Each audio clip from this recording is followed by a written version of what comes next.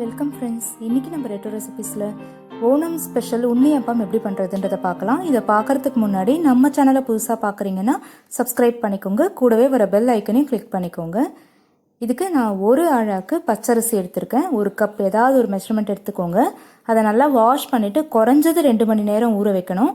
நிறைய நேரம் ஊறினாலும் பரவாயில்ல. ஊறினதுக்கப்புறமா தண்ணியெல்லாம் வடிய போட்டுட்டு அரிசியை ஒரு 80-90% குறுக்குறுன்னு அரைக்கிற மாதிரி அரைச்சி எடுத்துக்கலாம்.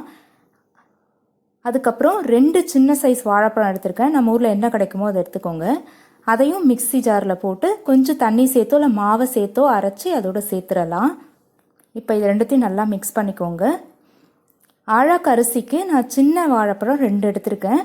உங்களுக்கு பூவம்பழம் தான் கிடச்சதுனாலும் அதையும் சேர்த்துக்கலாம். இது அப்படியே இருக்கட்டும். ஒரு 4-5 மணி நேரம் அப்படியே இருக்கட்டும். இப்போ பாருங்கள், நான் 5 ஹவர்ஸ் விட்டுட்டேன். மாவு தானாக புளிச்சிருக்கு. அதாவது பபிள்ஸ்லாம் அளவும் அதிகமாக இருக்குது பாருங்கள். இதில் வெறும் பச்சரிசியும் வாழைப்பழம் தான் நம்ம அரைச்சிருக்கோம். இந்த கன்சிஸ்டன்சிக்கு இந்த மாவு இருக்கட்டும். இப்போது எவ்வளோ அரிசி எடுத்தீங்களோ அதே கப்பில் வெல்லத்தையும் எடுத்துக்கோங்க. நான் 1 கப் வெல்லத்தை இந்த வானலியில் சேர்த்துருக்கேன். 1/2 கப் தண்ணி சேர்த்து கரைச்சி எடுத்துக்க போகிறேன்.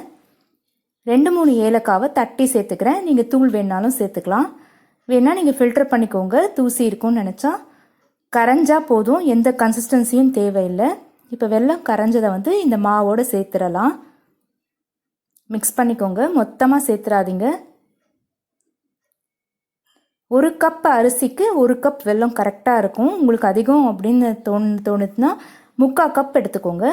இதில் ஒரு சிட்டிக்கை உப்பு சேர்த்துக்கலாம். அது எல்லா டேஸ்ட்டையும் பேலன்ஸ் பண்ணும். இப்போது 1 டீஸ்பூன் தேங்காய் எண்ணெயில் 2 டீஸ்பூன் அளவுக்கு தேங்காய் சில்லை குட்டி குட்டியாக நறுக்கி நான் அதில் சேர்த்துருக்கேன். 1 டீஸ்பூன் கருப்பு எள்ளையும் சேர்த்து நல்லா கோல்டன் ப்ரௌனாக வறுத்து இந்த மாவில் சேர்த்துடலாம். நீங்கள் இந்த மாதிரி பல்லாக கட் பண்ண வேண்டாம் அப்படின்னு நினச்சிங்கன்னா பூவாக துருவி வதக்கியும் சேர்க்கலாம். இப்போது இந்த அப்பம் செய்கிற இந்த குழியப்பம் செய்கிற இதில் நான் எண்ணெயை சேர்த்துருக்கேன். இதுக்கு கொஞ்சம் கூட தான் சேர்க்கணும். மொத்தமாக தேங்காய் எண்ணெய் எடுத்துக்காமல் நான் தேங்காய் எண்ணெயும் சன்ஃப்ளவர் ஆயிலும் மிக்ஸ் பண்ணி எடுத்திருக்கேன். எண்ணெய் நல்லா சூடானதும் அந்த குழியில் ஒரு 3/4 அளவுக்கு வர அளவுக்கு மாவை சேர்த்துருங்க. 1 நிமிஷத்துக்கும் குறைவாக தானே புஷ்ஷுன்னு உப்பி குண்டு குண்டாக சூப்பரான உன்னியப்பம் நமக்கு ரெடி ஆகிடும். திருப்பி போட்டு 2 பக்கமும் கலர் வந்ததுக்கப்புறம் எடுத்துடலாம்.